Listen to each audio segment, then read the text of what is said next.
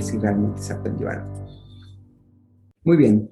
Entonces, quería comentarles, empezar esta parte, hablando sobre el barco de Teseo. Sí tenemos una participación. Víctor, adelante. Sí, este, a mí lo que me surgió la duda es, Ujú.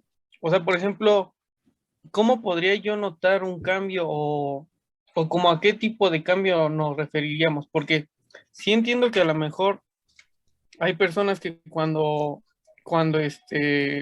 lo mejor se me ocurre, ¿no? Un ejemplo, cuando van aprendiendo, se les hacen las cosas muy sencillas o cosas así, o a lo mejor tienen mucha iniciativa por aprender cosas y poco a poco conforme vamos aprendiendo nos damos cuenta que el campo es demasiado grande y cada vez nos vamos dando cuenta que cada vez sabemos menos. Claro. Entonces ahí podría haber un cambio en la percepción de cómo está tomando las cosas la persona, ¿no? Pero como qué otro tipo de cambios o qué cambio yo podría notar en un alumno. Claro, desde el punto de vista de estar aprendiendo a cambio de una conducta, por conducta me refiero a que en algún punto pueda responder un examen que antes no podía responder, por ejemplo, ¿no? O si tú estás teniendo una memoria de procedimiento, que puedas tocar el piano y antes no lo puedes tocar, vaya, ¿no? De esa forma sabes que está llevando a cabo un aprendizaje, o que puedan, desde el punto de vista de inteligencia emocional, tener más tolerancia a la frustración por haber, digamos, no sé, hecho o desempeñado unos minutos de meditación en comparación a que si no hubiera hecho meditación. Ese es el cambio de conducta que vemos al momento de que aprende algo. Del específico, sí, de la situación específica que tú comentas, Víctor, por ejemplo, sería, tú ves una persona que está aprendiendo y al principio es súper maravillada, ¿no? Y va aprendiendo y te das cuenta es que está más difícil lo que creía, está más difícil, y eso puede ir desanimando o bajando el motor del alumno. Hay dos cosas aquí. La primera es que también a nosotros nos pasa desde este lado porque, y seguramente podrás pensar en varios ejemplos, estás explicándole algo a tus alumnos, pero lo estás simplificando y realmente tú sabes que no es exactamente así, pero si no se los dices así, tú sabes que es más difícil que lo cachen, ¿no? Entonces dices, híjole, esto es más complicado aún. En una ponencia lo que comentaban y se me hizo algo muy adecuado es que si tú ves lo que tú estás aprendiendo y lo que tú estás enseñando como adquisición del conocimiento, efectivamente se va abriendo el panorama y vas viendo hoyos y te va faltando y dices, es que esto está más difícil de lo que yo creía. Ok, pero si nosotros lo volteamos y mejor vemos que el hecho de que nosotros vayamos aprendiendo nos ayuda a plantearnos más dudas y a poder resolver esa duda, quiere decir que siempre nos vamos a preguntar y nos podamos preguntar más cosas. Eso tiene que ir de la mano con aceptar algo, que es que realmente hay muchas cosas que no sabemos y que hay muchísimas cosas que van a cambiar. Y eso es una de las partes más increíbles del aprendizaje. ¿Por qué? Porque te permite vivir de acuerdo a eso, cómodamente. Muchas veces nos casamos con cosas, igual, ejemplo personal, hace algunos años yo aplicaba el aprendizaje por estilos de aprendizaje. Ya después me metí al tema, te das cuenta que no hay evidencia real sobre los estilos de aprendizaje y que muchas cosas se ha probado que puede ser detrimental al aprendizaje y entonces lo dejas de hacer. Pero entonces al momento duele y desde el punto de vista neurológico, ahora sabemos que hay, al momento de que nosotros nos equivocamos, se prenden las áreas muy similares del dolor físico. O sea, sí duele equivocarse, pero también desarrollamos, conforme vamos aprendiendo, la capacidad de podernos equivocar. Hace unos días discutía con un exalumno que ahora es residente, ¿no? de anestesio, un tema y me refutó algo. Yo me puse a decirle, no, es que es así, así, mostró evidencia. Y le dije, ¿sabes qué? Tiene razón. Y me dijo, "Oh, ¿a qué te pareció eso? ¿A qué te supo eso?" Pues digo, realmente, la verdad, muy bien, porque dije, este tema yo no lo sabía y ahora me lo mostraste. Decirlo es fácil, pero equivocarse frente al grupo, equivocarse o tener la idea de que puede pasar, cuesta trabajo. Pero seguir aprendiendo te ayuda a desarrollar eso, a decir, ok, mira, yo pensaba que eso era súper real y no es cierto. Hasta hace poquito no sabíamos cuántas neuronas teníamos en el sistema nervioso. Si ustedes están de la mano o han leído algo de neurociencias desde el punto de vista de las células, antes pensábamos o se creía que eran 100 billones de neuronas. 100 millones de neuronas, perdón. 100 mil millones de neuronas. Nos fuimos, bueno, no nosotros, pero sí el laboratorio de la doctora Susana Herculano, una doctora brasileña, se fue a investigar ese número y se dio cuenta que todos estos eran repeticiones de datos que realmente eran extrapolaciones, pero no se tenía el dato sólido. Hasta hace unos 10 años que se hizo el experimento donde se sacó la cantidad de neuronas realmente. Se acercaba, eran 86 mil millones, pero ya se tiene el dato duro y mucho de eso a mí me tocó en una publicación que hicimos, los revisores nos dijeron, ¿de dónde sacaban este dato? Y nosotros, sí, pues es dato obvio, pues eso no pusimos la referencia, te vas a buscarlo y se saca de ahí. Este es referencia de este otro artículo y este es de otro artículo, y te das cuenta que realmente es algo que es un mito, como lo del 10% que utilizamos del cerebro, como los estilos de aprendizaje, como el hemisferio izquierdo contra el hemisferio derecho, todos esos son mitos que ya tenemos evidencias de lo contrario. Pero sí, ese es un aspecto de lo que yo, Gabriela y yo proponemos con este curso. Profesora Gabriela, ¿sí? Sí, me parece muy importante esta participación porque justamente toca dos aspectos.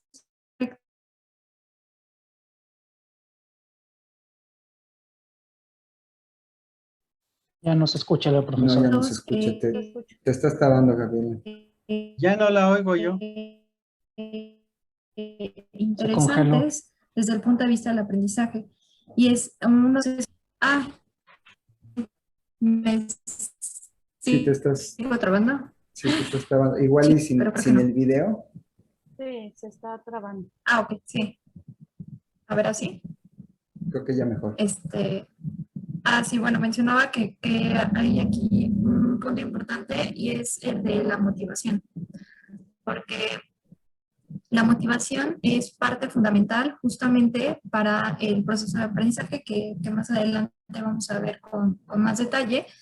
Y a su vez va de la mano esta motivación con la atención. O sea, si perdemos motivación, perdemos la atención y todo esto se suma, es como una bola de nieve para perder como tal el aprendizaje. Y ahí bueno, sí hay que poner atención en esa parte porque la motivación no solamente, bueno, puede ir del profesor de la mano, pero también es intrínseca de cada persona, pero sí es un punto clave en este proceso que nosotros estamos llevando, ¿no? En la docencia. Y pues nada más. Sí, muchas gracias. Es muy importante. La parte de la motivación, de hecho, tenemos una clase, una sesión dedicada exclusivamente a la motivación y sobre todo a cómo la podemos hacer brotar de la persona que aprende, porque de lo mismo, ¿no? De los tipos de motivación, la que viene de la persona que aprende es la que más nos sirve. Ok, entonces, una de las cosas que también quiero que vayamos revisando a lo largo del curso tiene que ver un poco con esta paradoja del barco de Teseo. Para quien no esté familiarizado con la paradoja del barco de Teseo, Teseo era un héroe mitológico. Teseo es el que mató al Minotauro, ¿no? A mitad, todo mitad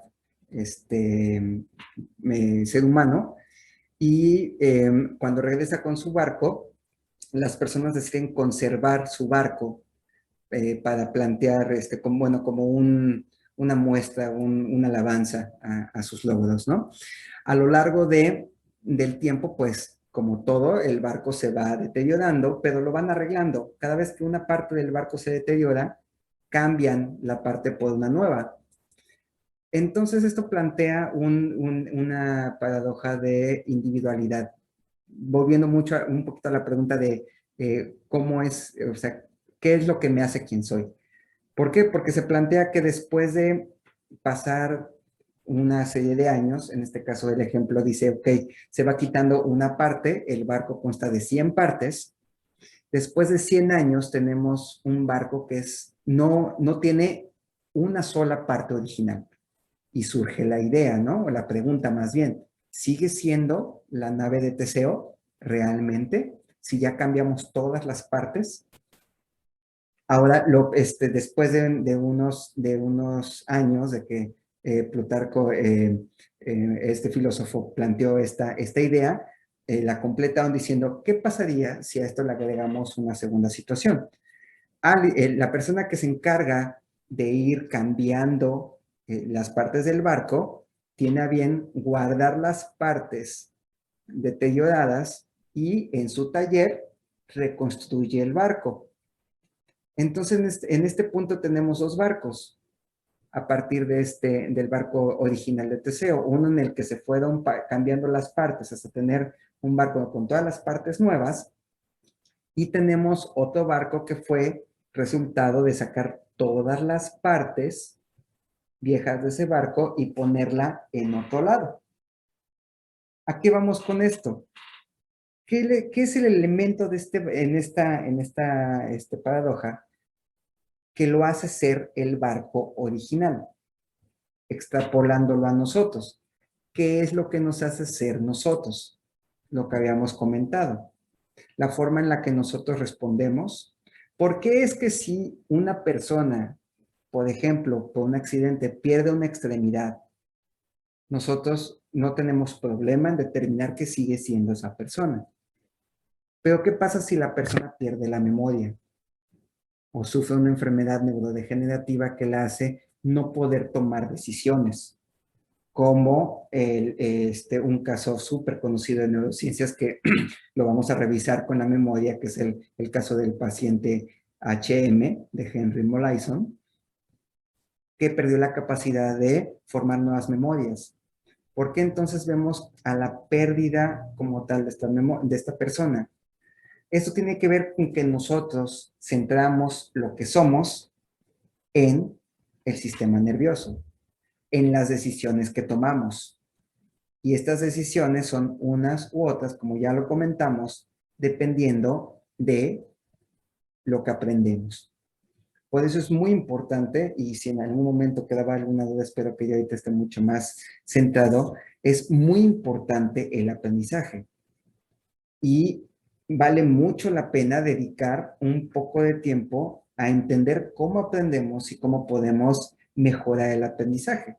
Extrapolándolo un poquito a lo que dice, por ejemplo, Eric Fromm en El arte de amar, planteando al amar como una actividad que puede ser mejorada si uno se dedica a mejorarla, y no solamente desde el punto de vista físico, sino desde el punto de vista de amar como cómo interpretas el sentimiento, cómo vives el sentimiento.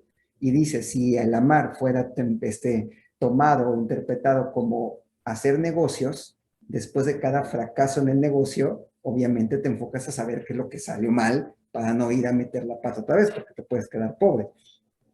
¿Y por qué no hacemos lo mismo en la parte de cómo interpretamos el amar? Yo lo extrapolo a la parte de cómo aprendemos. ¿Por qué estamos tan limitados en interpretar y saber cómo aprendemos si a eso nos dedicamos? Y es tan importante desde el punto de vista como determinar, esto determina quién soy yo. ¿Sí, profesora? En el hecho de saber quiénes somos, ¿intervendría aquí nuestra misma conciencia? Justamente, ese es el punto álgido de las neurociencias, ¿no? La conciencia. ¿Qué es la conciencia? Eso, sabemos que somos conscientes y sabemos que eso es lo que nos separa del resto de los animales. Y podemos decir, hay animales que tienen un cierto grado de conciencia. Y dicen en tono de burla en el campo que ahí está el problema difícil y el problema muy difícil. El problema difícil es saber dónde radica la conciencia, el sustrato físico. Y el problema muy difícil es saber realmente qué es la conciencia. Y tiene que ver sin duda el aprendizaje, efectivamente. ¿Sí? También tendríamos que ver aspectos diferentes. Sí, ¿Qué tipo pues, de conciencia tenemos, ¿no? En ese momento, de acuerdo a la exactamente situación que se está viviendo, ¿no? es primero definirla efectivamente.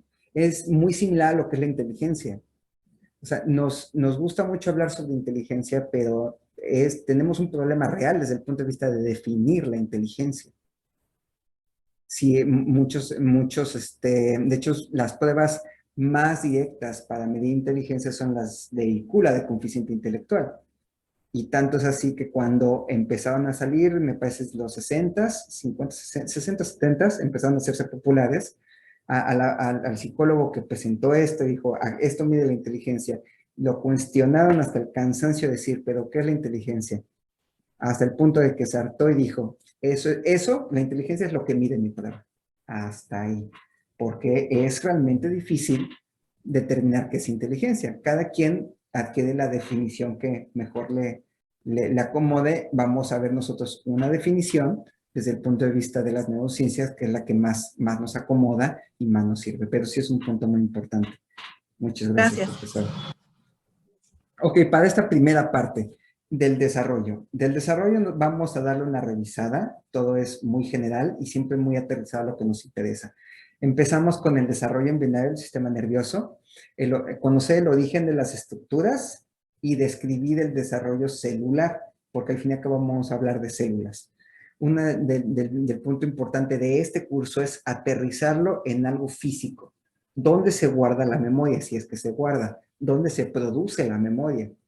¿Por qué? Porque si lo aterrizamos en algo físico, entendemos cómo es que el no dormir afecta a la memoria. El dormir más tiene un efecto en la memoria. ¿Qué parte del sueño tiene que ver con aprender mejor? El hecho de cambiar la dieta influye en la memoria. ¿Por qué? Porque la quitamos de esa parte como metafísica y la aterrizamos en una parte celular. Y como todas las demás células de nuestro cuerpo que merecen todo nuestro respeto porque dicen, híjole, es que el cerebro es el órgano más importante. Sí, eso decimos porque ahí reside lo que nosotros creemos que nos hace conscientes, pero pues que te quiten el hígado, a ver qué tan importante que es el hígado, ¿no? O sea, o un pulmón, o sea, todos son importantes, hasta el apéndice, hasta el timo, que son cosas que dicen, no, eso podemos vivir sin ellos, sí, pero son importantes desde el punto de vista de nuestro desarrollo. Entonces, tenemos que ver, aterrizarlo en estructuras para que realmente entendamos todos estos cambios que vamos a ir viendo y entendamos las bases de estos cambios. Partamos del punto central que quiero que quede bien claro en esta primera parte, que es que el neurodesarrollo es un proceso lento que empieza desde la concepción y no cesa hasta la muerte. Me refiero desde la concepción a que esas células que se empiezan a dividir van a dar progenitores, células que den a la vez células especializadas que se encargan de la transmisión de información, que son las neuronas. Hay que tener en cuenta que los humanos no nacemos con todas nuestras capacidades cerebrales listas para ser utilizadas. Y a todos nos consta que si comparas con otros animales que salen, por ejemplo, y en unos minutos pueden estar caminando, hay otros animales que pueden en unos minutos empezar, de hecho, a buscar alimentos, o nacen, como en el caso de las tortugas, que tienen que orientarse y llevar esta marcha hacia el mar de las tortugas marinas. Si comparamos, nosotros realmente somos neonatos bastante inútiles. Y por mucho tiempo dependemos directamente de nuestros padres. Y esto te lo puede decir cualquier persona y lo saben si se han reproducido. Y de hecho, el tiempo que dependemos como especie es bastante amplio, digo, sobre todo si después que te entra la idea de hacer posgrados y demás, depende más tiempo de tu progenitor, pero desde el punto de vista de ser aptos para sobrevivir, a nosotros nos lleva más tiempo. Pero cualquiera que haya visto la mirada de un bebé, de un neonato, tiene la idea de lo que significa para ese ser, está en un punto donde están aprendiendo todo. Todo es nuevo, todo lo está viendo y todo lo está procesando de diferente forma, sí, pero todo lo está procesando. Entonces, tenemos esas capacidades que están contenidas o están incrustadas, por así decirlo, en nuestro DNA y que se van a ir manifestando, pero no se manifiestan desde el punto de vista pasivo. Nosotros podemos hacer que se manifiesten o no, y el grado en el que se manifiesten dependiendo de nuestro entorno y cómo respondemos a nuestro entorno. ¿Hasta aquí alguna duda, algo? ¿Algún comentario? Ok. Bueno, gracias. Gracias. Entonces, tenemos las células van a empezar a dividirse, vamos a tener, aquí tenemos el cigoto, tenemos la fecundación, tenemos 2 células, luego se dividen, tenemos desde el punto de vista exponencial 8 células, se hacen más células, ya por ahí de las 16 células podemos ver ciertas diferencias. ¿De acuerdo? Hagan de cuenta que tenemos células en un entorno y vean a las células como unidades vivas que están viviendo en un microambiente. Entonces, al momento de dividirse, obviamente entre más células como nosotros, estando en contacto con más gente en un espacio, cambia la forma en la que nosotros respondemos. Por lo tanto, al momento de ir cambiando con lo que las células producen y absorben del medio o intercambian con el medio, porque somos sistemas abiertos, intercambiamos energía y materia, los seres vivos, nuestras células así también, intercambian energía y materia y entonces se van diferenciando.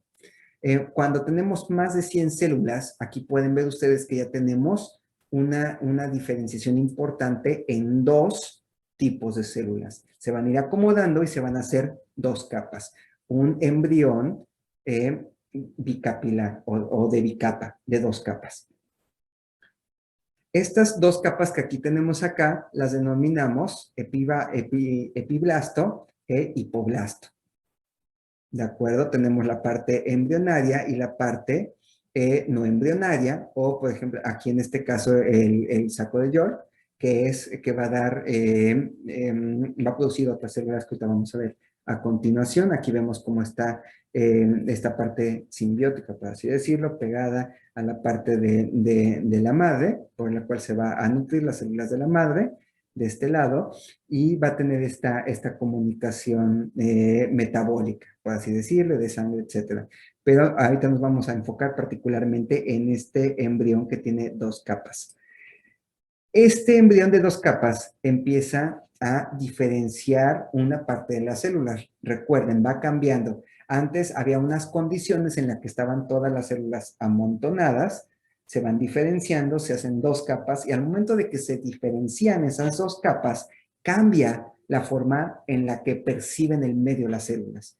Y eso va a propiciar que se sigan diferenciando, sigan cambiando sus características y tengamos otras tipo de células con otras características. Van a formar una tercera capa.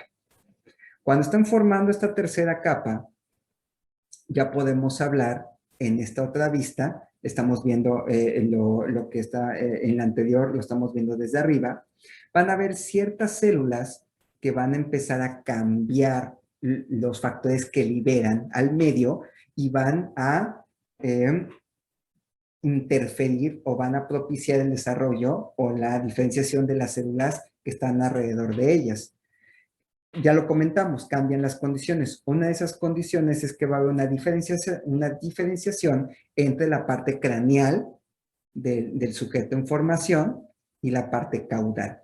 O sea, ya va a haber una diferencia entre lo que va a dar origen a la cabeza y lo que va a dar origen a la cola.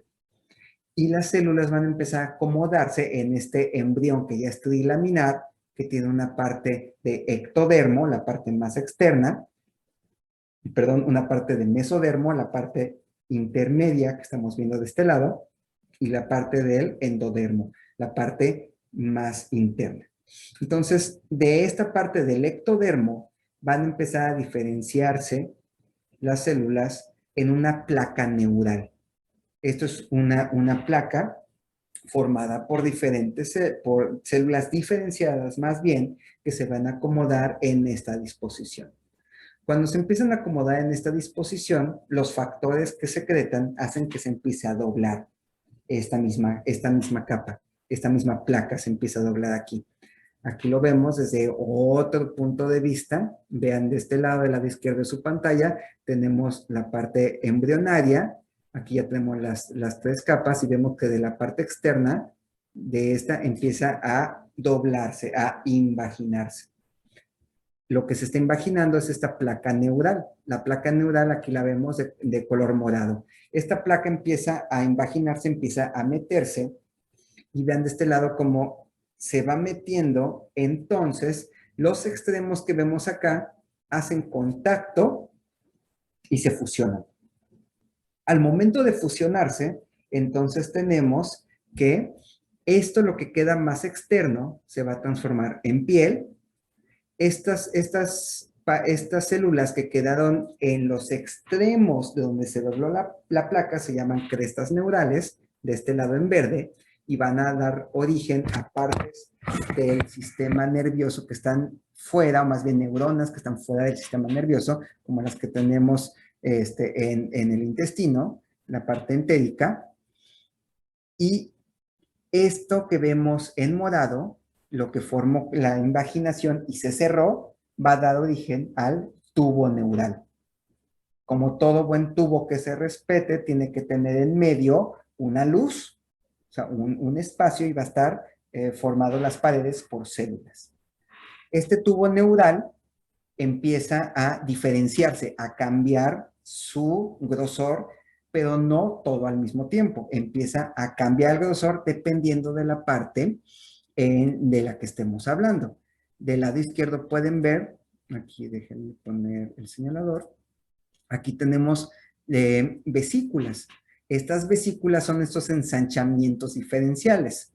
Al principio podemos ver 3 vesículas, estamos hablando tercera, cuarta semana de gestación. Podemos ver estas 3 vesículas.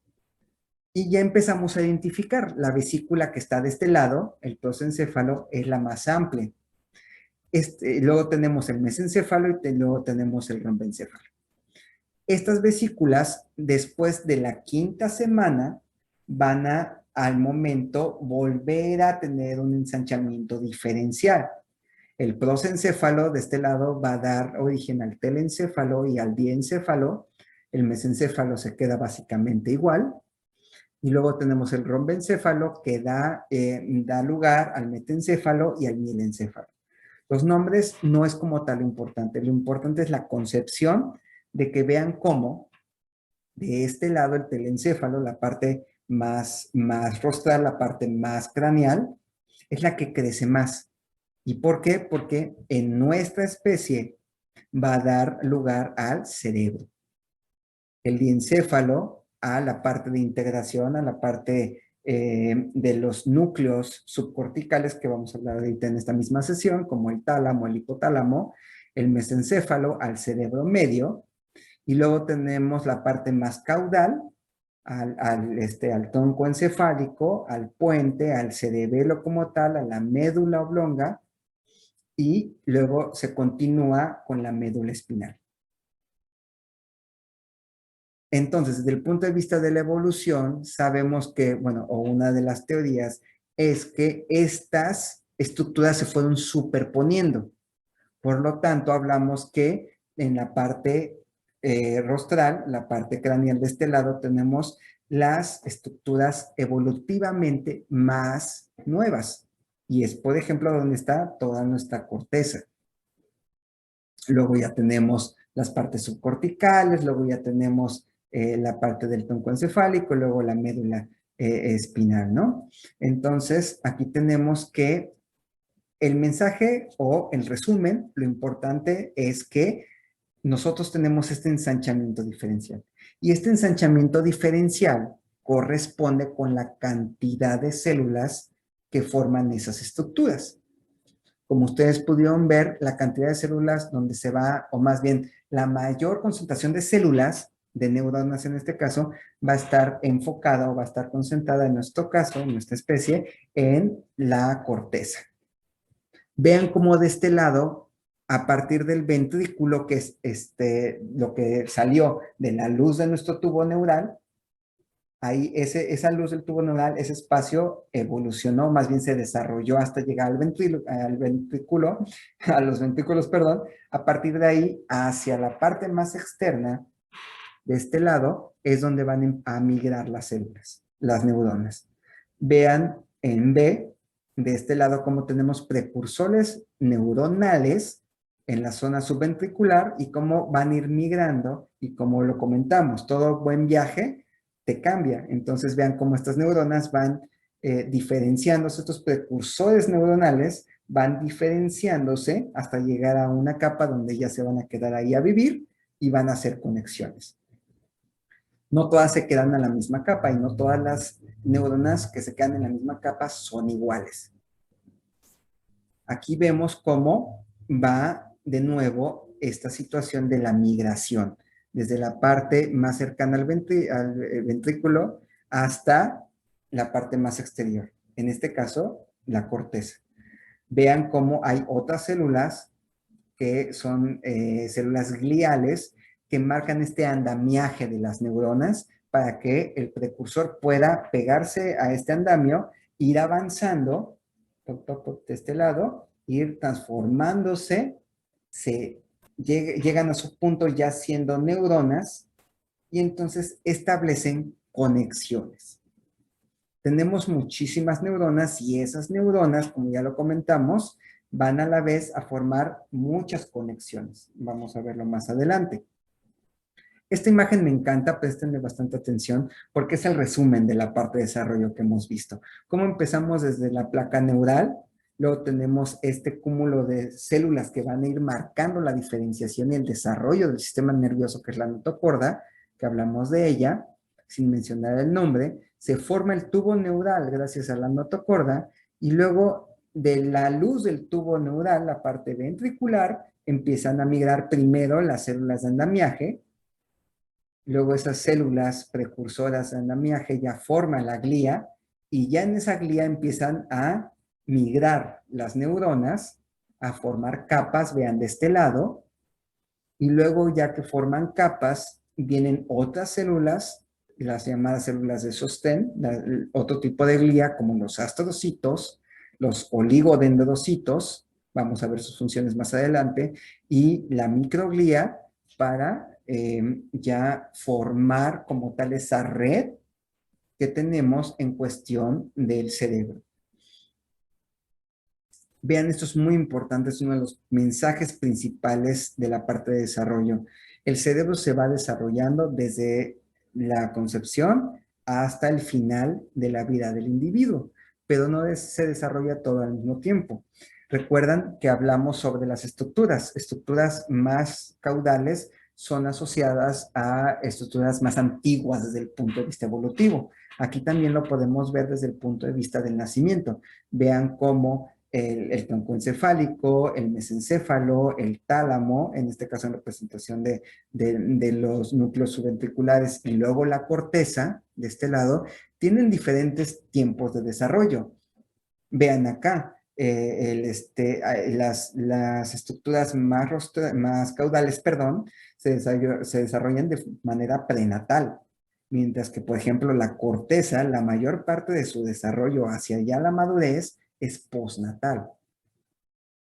Por eso, si tienen alumnos más jóvenes, es mucho más importante que estemos conscientes de que se están desarrollando y que los cambios que nosotros los veamos sometidos van a ser muy importantes, como vamos a ver, por ejemplo, en la sesión de estrés agudo y estrés crónico. ¿Cuántas veces no hemos participado en el estrés crónico de nuestros alumnos?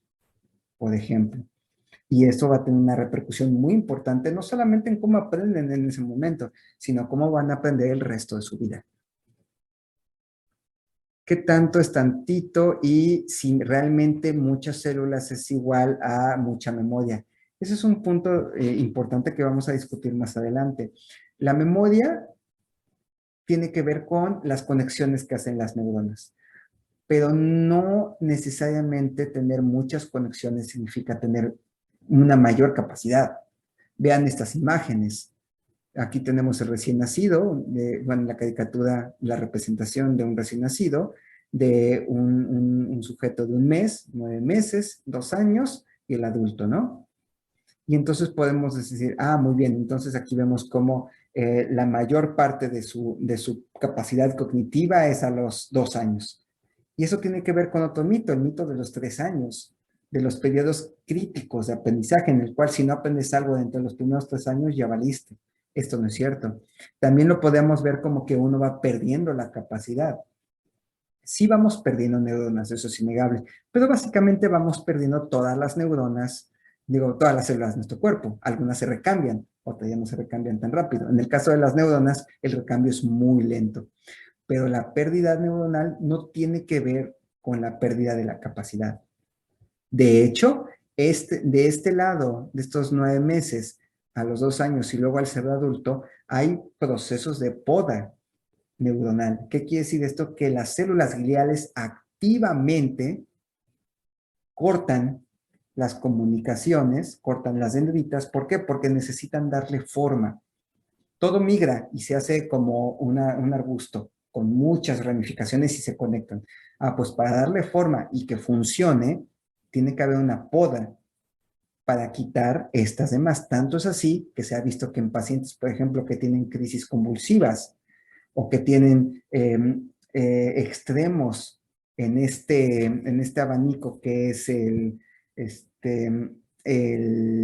fenotipo autista, o más bien, digamos, la neurodiversidad autista, las cosas que van pegadas mucho más a la incapacidad tienen que ver con conexiones aberrantes, como en este caso podemos ver. O sea, es necesario que se poden ciertas conexiones para garantizar el funcionamiento. Y tener en cuenta que esto es muy importante durante toda la evolución de la persona, toda la vida de la persona. Hay periodos sensibles, sin duda. Por ejemplo, hay un periodo muy sensible es antes de los 5 años.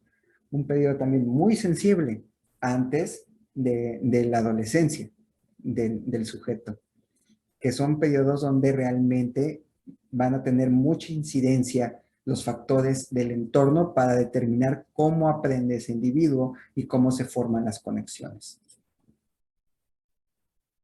Entonces, para recapitular esta situación, antes de seguir, porque vamos a tener un breve descanso, me gustaría llamar la atención a 2 puntos importantes.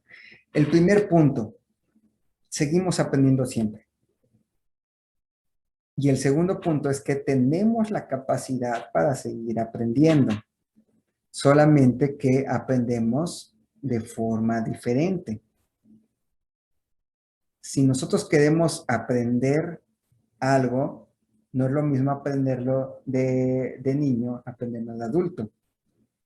Seguramente ustedes recuerdan, hace una publicidad de una escuela de inglés que te vendían la idea de que, ok, tú primero tienes que aprender a hablar y luego ya cuando sepas hablar aprendes a escribir, porque así, eso ya está súper comprobado, porque así aprendiste tu idioma. Y a mí en ese punto le decía, no, esa es la buena porque me suena lógico. Obviamente, pues sí, primero aprendes a hablar y luego a escribir porque así aprendí español. Pero mi cerebro, aprendiendo su idioma nativo, es muy diferente a mi cerebro aprendiendo un segundo idioma. Si ya sé escribir, si ya sé leer, si ya sé hacer asociaciones, ¿por qué no lo voy a utilizar al aprender mi segundo idioma? Sí, es cierto, puedo no tener la capacidad que tenía de niño para aprender palabras nuevas y usarlas. Sí, pero tengo otras capacidades. Y por eso no me debo delimitar. Y desde el punto de vista del cerebro que va envejeciendo, nosotros hacemos un link, pérdida cognitiva, envejecer. Van de la mano, ni modo. Esto no es así. La mayoría de las cosas que nos pasan de pérdida cognitiva al momento de ir envejeciendo es por nuestro estilo de vida. Tanto así que cambios como vamos a ver en sesiones, como cómo influye la alimentación, el ejercicio, cómo influye el entrenamiento al momento de aprender, pueden tener repercusiones muy, muy importantes en nuestra capacidad de aprender. Y eso no importa en qué momento lo hagas. O sea, si tienes 60 años, si quieres mejorar tu capacidad cognitiva en lo que te resta de vida, sean 30, 20, 25 años, lo puedes lograr. Si tienes 30 años y quieres empezar, es el momento idóneo para empezar a disminuir esta pérdida cognitiva. Siempre se puede hacer. ¿Cuál es el problema? Que no sabemos hacerlo. Antes se pensaba que hacer sudokus y sopa de letras y todo estaba súper relacionado con mejorar cognitivamente. Ya sabemos que no es cierto. Te ayuda mucho ¿a qué? A mejorar cognitivamente si te dedicas a hacer sudokus y a sopas de letras, pero no a extrapolar esto a aprender otras cosas. Muy bien, entonces vamos a hacer una pequeña pausa aquí hablando de capacidad cognitiva para recuperarnos un poquito. Vamos a continuar. Y aquí estamos. Bueno, aquí estoy. Muy bien, muchas gracias. Ok, entonces nos falta ver de esta sesión igual, vamos a ver cosas muy puntuales de la anatomía del sistema nervioso y de la fisiología celular del sistema nervioso también.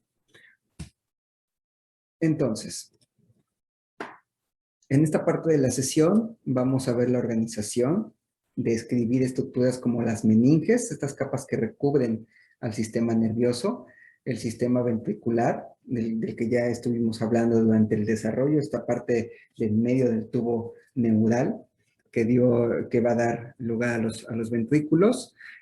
Vamos a conocer las estructuras del cerebro, describir algunas de estas estructuras como el tallo encefálico y el cerebelo, y conocer algunos ejemplos de vías de comunicación para entender desde el punto de vista macroscópico cómo se lleva a cabo la comunicación entre las células.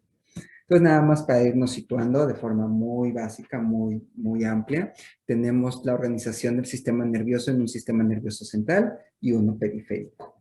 En el central tenemos las estructuras que están dentro del cráneo, como son el cerebro, el mesencéfalo de este lado, el puente, el bulbo y el cerebelo. Después tenemos las que están fuera del cráneo, pero que corresponden al sistema nervioso central, que es la médula espinal. Aquí la tenemos en sus diferentes secciones, dependiendo de qué altura está, ¿no? Tenemos la médula cervical, la parte torácica, la parte lumbar y la más caudal, la más distal, la sacra. Entonces, tenemos después el sistema nervioso periférico, que es todo obviamente lo que no está dentro del sistema nervioso central y que contempla los nervios y también los ganglios, que son cuerpos neuronales. Los nervios son las proyecciones de la neurona que va a transmitir la información. Estas proyecciones de las neuronas, estos brazos, se van a unir entre varios en paquetes, como una serie de cables, y entonces van a formar los nervios. Mientras que los ganglios, fuera del sistema nervioso central, contienen a los cuerpos de las neuronas. Es impresionante cómo el órgano encargado de interpretar el entorno es el que está más lejos realmente del contacto con el entorno. Nuestro cerebro está en una caja como tal, oscura, formada por el cráneo. Esto es necesario para protección. Entonces, vamos a tener desde el punto de vista más exterior la piel cabelluda.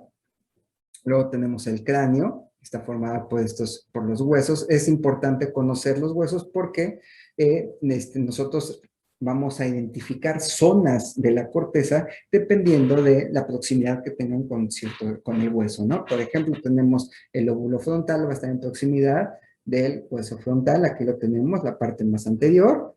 De este lado tenemos los parietales, tanto izquierdo como derecho. en la parte superior. Abajo de los parietales tenemos los temporales de cada lado y luego tenemos el hueso único de este lado, el occipital, la parte más posterior. Y además de la parte anterior está en continuidad con los huesos de la cara, que son huesos más porosos para que no nos pese el macizo facial, pero que también brindan protección contra impacto. Aparte de esto tenemos meninges, que son capas extra de protección del encéfalo, de lo que se encuentra dentro del cráneo, y de hecho esto se va a continuar para todo el sistema nervioso central.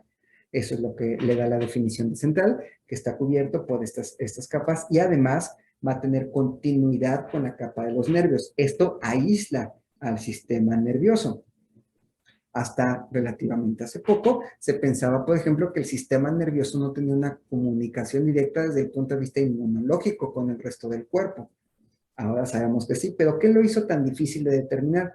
Bueno, que estas capas llamadas meninges y luego la continuación desde el punto de vista celular, que es la barrera hematoencefálica, que es la barrera que separa desde el punto de vista celular la función y la comunicación del sistema nervioso con el resto del cuerpo, hacen difícil entender esta interacción. Pero bueno, lo vamos a ver en esta misma sesión más adelante. Tenemos 3 meninges. De este lado tenemos la dura madre en azul, la parte que está pegada al hueso, la parte que está pegada a la siguiente meninge, que es la aracnoides, un espacio importante, el espacio subaracnoideo de este lado, que es por donde van a discurrir los vasos que van a nutrir al parénquima, donde están las células de nuestro cerebro. Luego la que está más cercana, que es la pía madre, y luego ya tenemos la corteza. Y luego de la corteza vamos a ver que tenemos la parte subcortical y demás.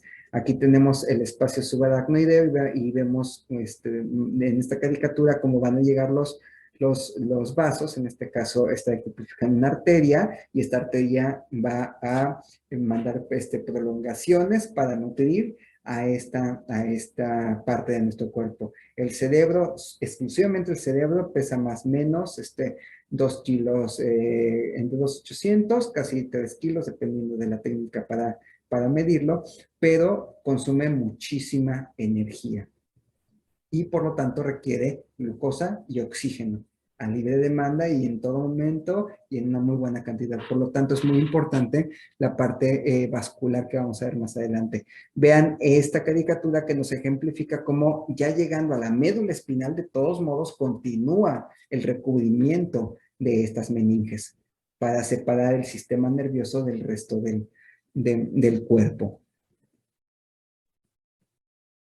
Aquí vemos del sistema vascular, como lo comentamos en la diapositiva pasada, van a tener estas arterias ramas que van a irse dividiendo como en los demás órganos para entrar al parénquima y poder darle los nutrientes necesarios a las células que componen al sistema nervioso.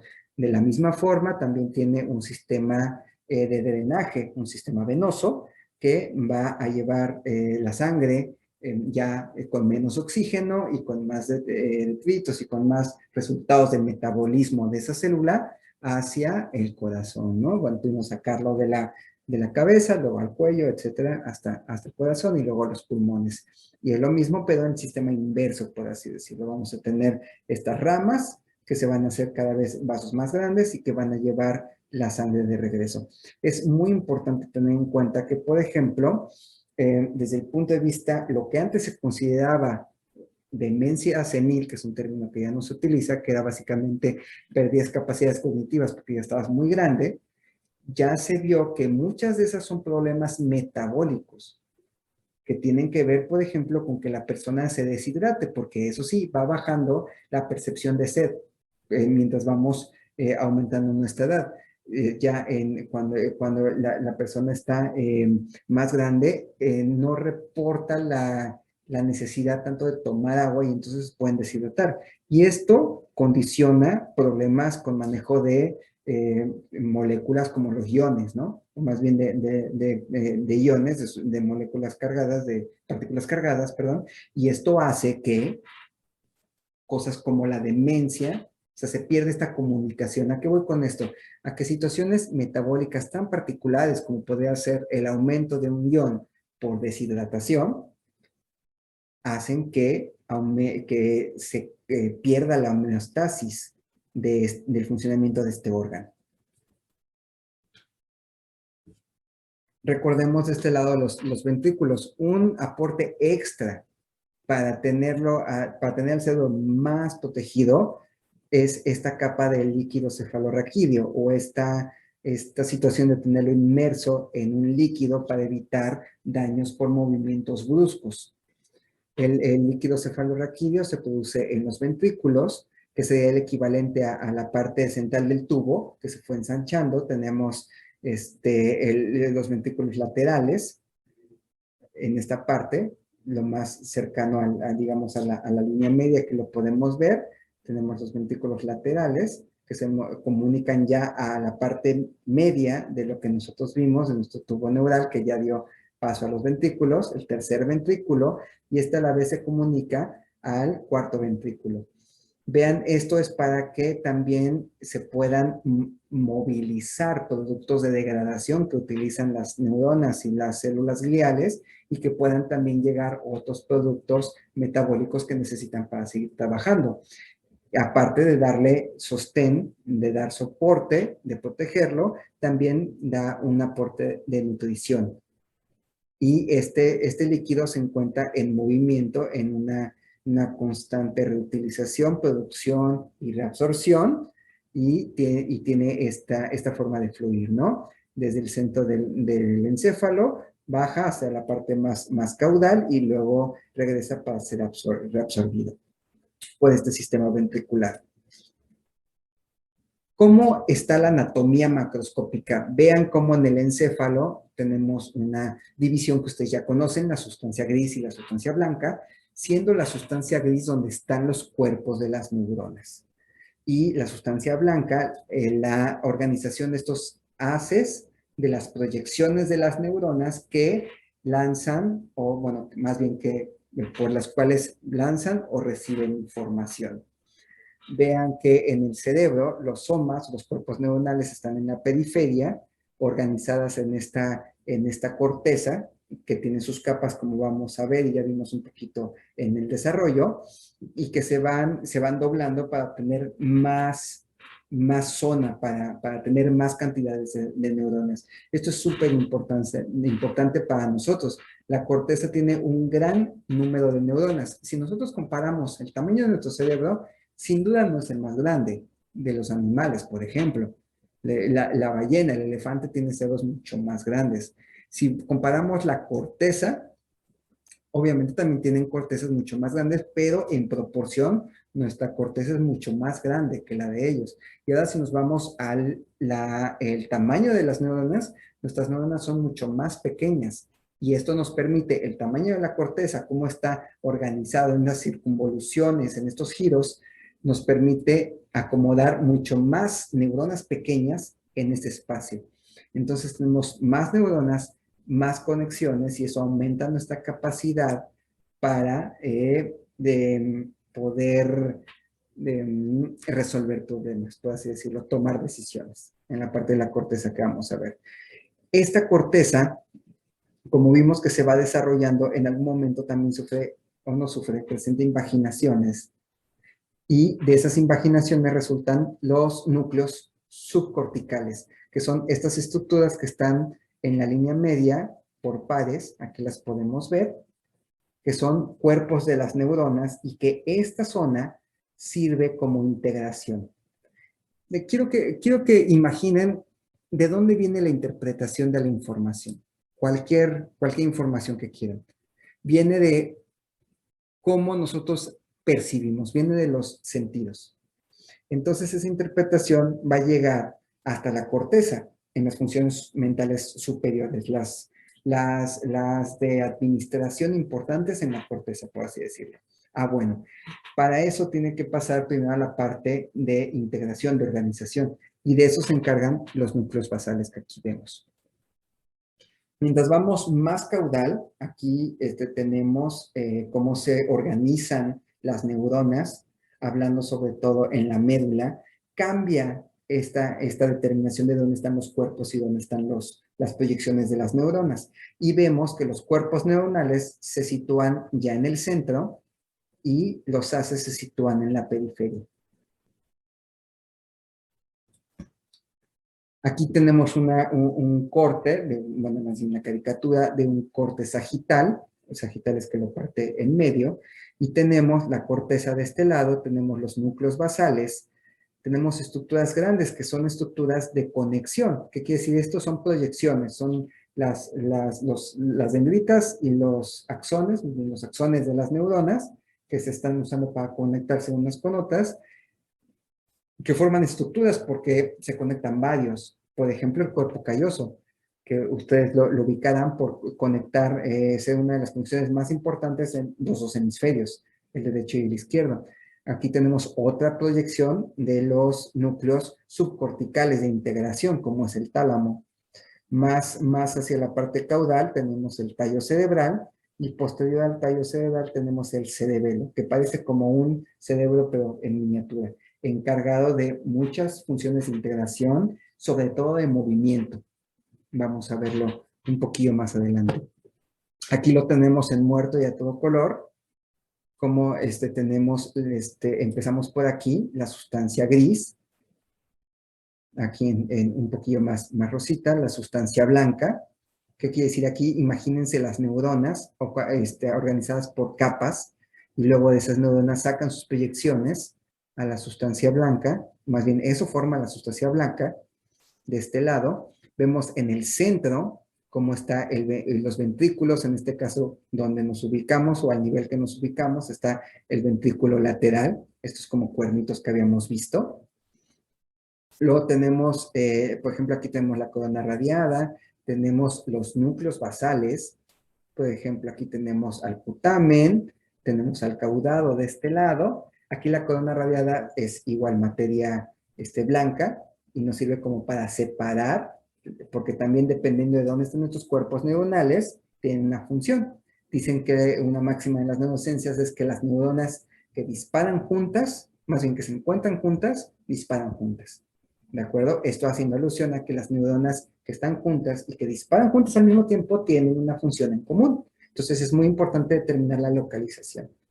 Núcleos basales, donde nos quedamos, aquí estamos el putamen, el lobo pálido, que no tiene gran importancia saber exactamente dónde están ubicados, pero sí ubicar que son cuerpos neuronales que forman parte de estos núcleos basales, y vamos a ver la importancia de cómo se conectan. Aquí continuamos con el tercer ventrículo en medio, como lo habíamos visto. De este lado tenemos un ejemplo del lóbulo temporal, ubicándolo donde está en continuidad o en proximidad del hueso temporal. Otra parte de este lado aquí lo tenemos de los núcleos basales, por ejemplo, de este lado, aquí el hipotálamo, la cápsula lateral que separa los núcleos, estos cuerpos neuronales, y también tenemos más sustancia blanca. Aquí tenemos el plexo coroides que está en los ventrículos y tiene que ver con esta reabsorción de líquido cefalorraquídeo que estuvimos hablando, y vean cómo aquí tenemos en este corte, un corte coronal, el cuerpo calloso del que habíamos hablado, que comunica, que es una de las comunicaciones más importantes de ambos hemisferios. Aquí tenemos otras proyecciones, como diferentes lóbulos, que ya lo habíamos comentado por su proximidad a los huesos, el lóbulo frontal, parietal, temporal, occipital, y a su vez estos lóbulos, o más bien estas zonas de la corteza, van a tener subespecializaciones. Tenemos la corteza primaria, la sensorial primaria, corteza de asociación, la corteza motora primaria. Vean cómo a pesar de que todas son corteza, no son iguales. Tienen diferentes organizaciones, a pesar de que todas son corteza y todas tienen 6 capas. Aquí lo estamos viendo. Cada una de estas zonas van a tener especializaciones. No es cierto que usemos nada más el 10% de nuestro cerebro. Usamos todo el cerebro, aunque muchas veces no parezca, pero sí usamos todo el cerebro. Pero no lo usamos todo al mismo tiempo. Cada zona está asociada a cierta actividad. Nada más por poner un ejemplo, aquí tenemos el lóbulo frontal, donde está la corteza prefrontal, que se desarrolla particularmente a la toma de decisiones, resolución de problemas, mantener la concentración, el pensamiento dirigido, muy importante para la atención, el comportamiento, la personalidad, mientras, por ejemplo, zonas en el lóbulo occipital, sabemos que ahí tenemos la corteza que se encarga de la interpretación de la visión, de la corteza sensitiva, en cuestión de la percepción, comprensión del lenguaje, aquí, zonas particulares como el área de Wernicke, que nos ayuda a comprender el lenguaje. Y lo que habíamos comentado, otro ejemplo, en cuestión del cerebelo para la postura, el balance y la coordinación del movimiento. No tenemos que aprendernos qué zonas corresponden a qué. Más o menos, si no enseñas esto o te dedicas particularmente a esto, no tiene caso que te sepas toda la información. ¿Qué es lo que quiero que rescatemos de esto? Que sepamos que hay zonas particulares donde hay grupos de neuronas que se encargan de una tarea en particular. Y hay comunicación de esas neuronas entre ellas con otras zonas también del sistema nervioso en proximidad y que esto tiene que ver a todos los niveles. No quiere decir más o menos, no quiere decir que no sean más importantes que otras. Algunas pueden participar más en algunas situaciones que otras, pero por ejemplo, si tú quieres mover un dedo, obviamente la corteza motora es muy importante, pero también el cerebelo, si quieres coordinar el inicio del movimiento. También si ustedes cierran los ojos en este momento y ponen enfrente de ustedes la mano izquierda y tratan con la mano derecha tocar su dedo índice, lo pueden hacer sin la información visual. Coordinan la información motora con la propiocepción. Saben ustedes dónde está su dedo a pesar de que cierren los ojos. Entonces, esto es un ejemplo de cómo todas estas áreas se van a interconectar y van a tener que ver con el manejo de la información. Aquí también para ver el cerebelo como solamente tiene mucha integración en el cerebelo porque no trabaja con movimiento exclusivamente. Tiene que ver como el ejemplo que acabamos de observar, coordinar diferentes situaciones de la percepción. Si tú tienes información que viene, por ejemplo, de presión en el momento en el que ustedes ahorita están sentados, ustedes sienten que están sentados, en qué posición están sus piernas, sus rodillas. Esto igual y no lo tenían consciente hasta que nosotros lo referimos en este punto, pero saben su posición. Y su posición en este momento es una información que no solamente viaja a la parte del cerebelo para ver cómo está su postura, ni solamente a la parte del mesencéfalo para ver cómo la van a mantener, sino en la parte de la corteza somatosensorial, la parte visual, para hacer ajustes hacia dónde van a ver, cómo voltean, todo eso se va a integrar. Siguiendo con la parte de la anatomía, tenemos solo como recordatorio ya de la parte de la médula, como en la parte central están los cuerpos sensoriales, somáticos, los cuerpos de las neuronas, y que esto tiene que ver con la parte sensorial de este lado, con la parte motora de este otro lado. La información viaja mucho y no solamente viaja a un solo sentido. Por ejemplo, tenemos terminaciones nerviosas de presión o en este caso hablemos de temperatura. Si nosotros sentimos algo muy caliente, esta información va a viajar. Este es el arco reflejo que ustedes conocen muy bien, el clásico, donde tienes algo caliente y obviamente la explicación de toda la vida, ¿no?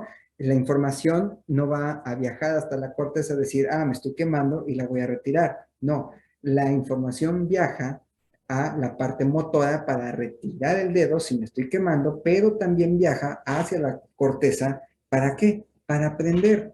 No estés menso y no vuelvas a poner ese dedo ahí porque es algo negativo. Y todo esto tiene que ver con la información, no solo viajando a que yo quite la mano, sino viajando a que yo haga una integración para darle un significado a ese suceso. Y esto tiene que ver con las vías ascendentes y descendentes.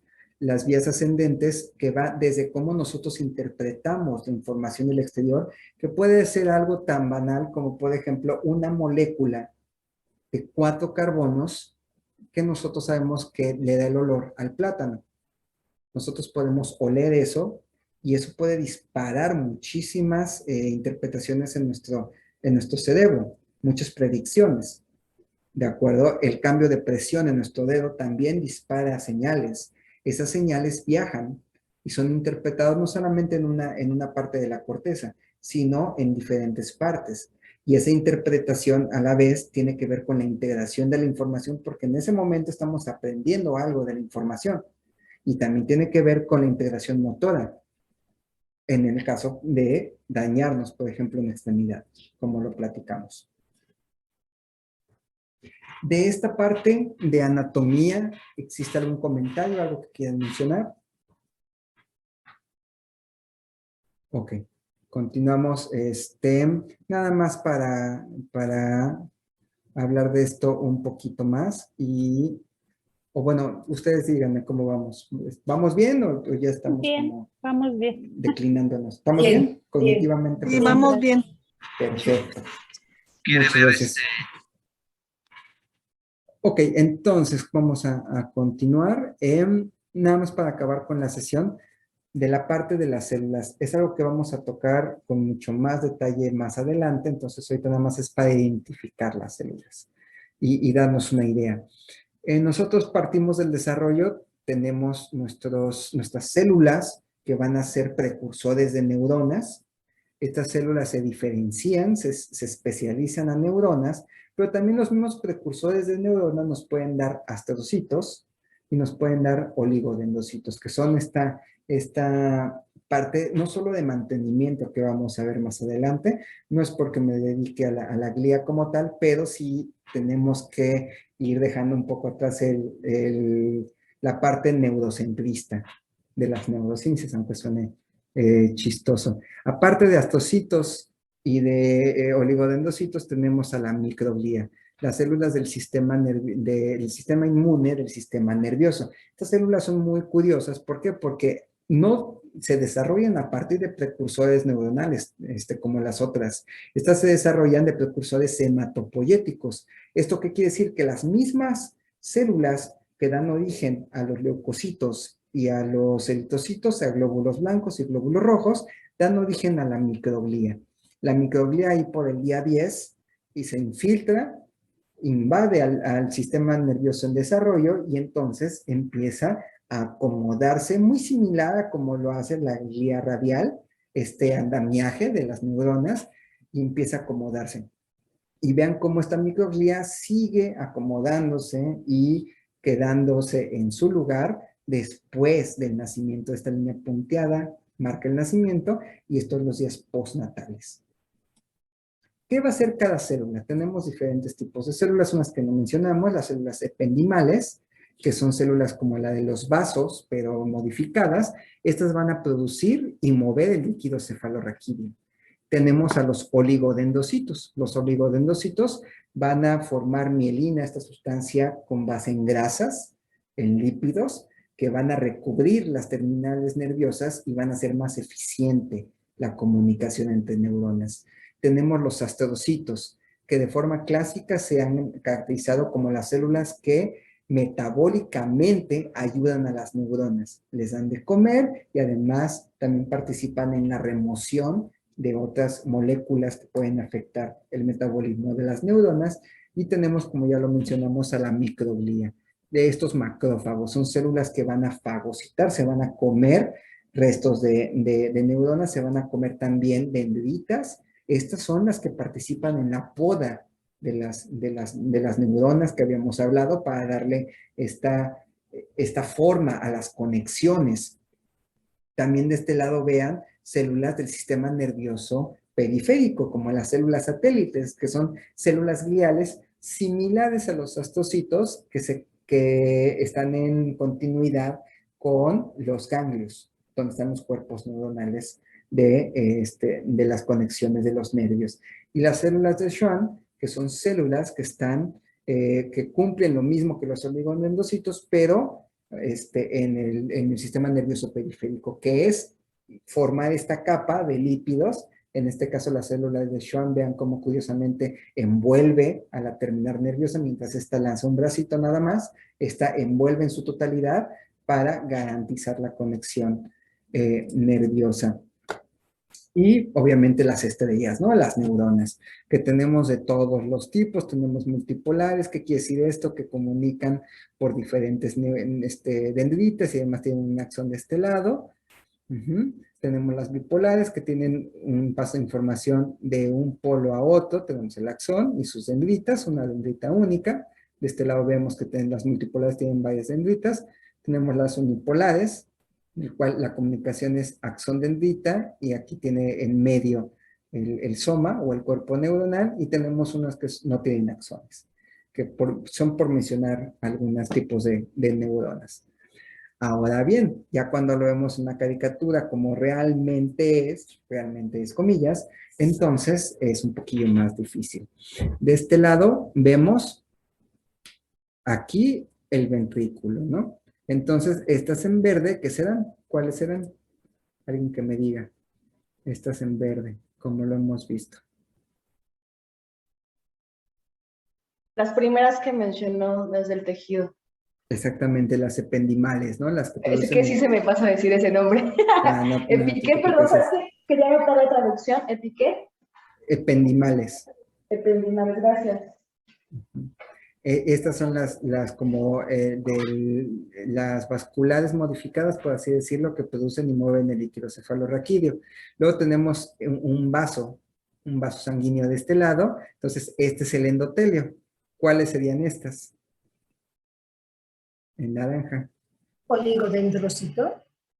En este caso serían astrocitos, porque son las que forman la barrera hematoencefálica de este lado, y además están en comunicación con las neuronas para la parte metabólica. Los oligodendrocitos, los que usted dice, son los que recubren las terminaciones nerviosas. Entonces, aquí veamos la neurona y sigamos una terminación nerviosa, y miren, aquí está. Y aquí está recubriéndolo. Entonces, esta célula en rojo, esos son los oligodendrocitos. Efectivamente. Luego de este lado tenemos, vean también cómo el oligodendrocito manda una terminación, y vean cómo aquí está abrazando otro axón, pero este está cortado de forma transversal en esta caricatura. Aquí tenemos la célula, la neurona, aquí tenemos otro trocito, y en este caso la microglía son estas, aplastadas como en forma de ameba de este lado. Son las más pequeñas, por eso son microglía, por eso el Pío del Río las escribió como microglía, porque eran las que veían más chiquitas, y están en esta continuidad en el sistema nervioso. Y así es cuando vemos una micrografía con microscopía electrónica. Aquí vemos esto que ustedes están viendo acá, es la mielina que recubre el axón. Esto es el axón. Y vean cómo entre capa de mielina y mielina están estos nódulos de Ranvier, que ayudan a que el impulso nervioso, que es una corriente eléctrica, viaje aislada, porque esto es grasa, sabemos que no conduce la electricidad, viaje aislada, luego aquí hace como un relevo y vuelve a meterse, digamos como un buzo que hace apneas, va mucho más rápido por debajo del agua, sale a tomar aire, que sería como la asociación, y vuelve a sumergirse para ir más rápido. Mientras más mielina haya, más rápido se conduce el impulso eléctrico. Y vean esta imagen que a mí me encanta. En D tienen una neurona, igual, microscopía electrónica. Y de este lado, de hecho, esto que ven aquí es una terminal nerviosa. Y está flanqueada por dos axones. Entonces, lo que están viendo aquí de este lado es la comunicación nerviosa, que no es eléctrica. La electricidad viaja y suscita una respuesta en la terminal nerviosa. Esa respuesta es que estas vesículas que contienen un químico, un neurotransmisor, se liberen. Y esto es la sinapsis. Y por cuestión de tiempo, vamos a Vamos a retomarlo en la siguiente clase, pero nos quedamos en esta parte de ¿Las vesículas están en el axón? De este lado, las vesículas se encuentran en la parte terminal del axón. Aquí de este lado. Esto no es de todo cierto porque las vesículas se pueden formar en otras partes, pero luego las van transportando y las dejan en la parte terminal del axón. Aquí la podemos ver. Cuando se da el intercambio de cargas que genera la corriente, como vemos en esta siguiente ilustración, las vesículas se fusionan y es ahí cuando se libera el neurotransmisor. Esta es la señal que va a hacer que la siguiente neurona responda. Y aquí podemos ver cómo las vesículas de un lado, que están aquí en el axón, se pegan en esta parte de la membrana, se fusionan y liberan en este pedacito que se llama hendidura sináptica el mensaje del neurotransmisor. Y este neurotransmisor estimula receptores en la possinapsis de este lado y va a suscitar una respuesta, que es básicamente lo que es el impulso nervioso o el potencial de acción. Y es lo que en la próxima sesión vamos a retomar, sobre todo para ver esta partecita que prácticamente ya acabamos, pero para verlo con la mayor calma posible. Doctor, muchas gracias. Una pregunta, porque aquí hay en el chat, dos preguntas, más bien. Déjame ver. ¿Qué papel o función tiene la microglía en la cognición? Empezamos con la primera. Ajá. Sí, para no perder el hilo. Sí. Eso es justamente lo que vamos a platicar, pero se los adelanto. De este lado, chequen. Antes se consideraba la comunicación nerviosa como sinapsis, entre una neurona presináptica y una neurona postsináptica. Ahora se sabe que la glía participa en la comunicación nerviosa. La microglía, por ejemplo, aparte de que ayuda a la poda, también ayuda a mantener en homeostasis, digamos en un equilibrio regulado, la sinapsis. Tanto es así que como buena célula del sistema inmune, si tú activas a la microglía, genera mediadores inflamatorios. Seguramente lo han experimentado, o bueno, no lo sé. Cuando tienes fiebre, luego tienes sueños raros de fiebre. O sea, cuando realmente la fiebre es considerable, puedes tener sueños locos de fiebre, ¿no? Y cuando realmente tienes mucha fiebre, puedes llegar a alucinar. Pues porque los mediadores proinflamatorios que la microglía secreta puede interferir con cómo se comunican las neuronas. Más allá de eso, se ha visto que en pacientes con depresión que son resistentes a los tratamientos, son pacientes que por lo general tienen cuadros inflamatorios crónicos. Se ha hecho la relación entre pacientes que tienen, por ejemplo, colitis, intestino irritable, que son pacientes que tienden a tener más recaídas cuando se están tratando con cuadros depresivos. Y antes esto no estaba en el mapa porque decían, no, eso es cosa de las neuronas, eso es cosa del cerebro, eso es cosa aparte, y una cosa es esta dualidad, ¿no? Tenemos mente y cuerpo. No, o sea, tenemos un órgano que desarrolla una conciencia, para eso sirven entre otras cosas, hace la integración, pero que al fin y al cabo es un órgano. Y entonces está en relación con los demás órganos. Entonces, si la microglía participa en la comunicación, también, por ejemplo, la astroglía, los astrocitos participan en la recaptura de los neurotransmisores. Entonces, metabólicamente hablando, por ejemplo, si tienes una situación en la que te falta glucosa en el cerebro, el astrocito produce alimento para las neuronas, alimento que se llaman cuerpos cetónicos. El astrocito puede utilizar un cuerpo cetónico, no como tal la producción, pero lo puede agarrar, transformarlo en un sustrato que puede usar la neurona para seguir disparando.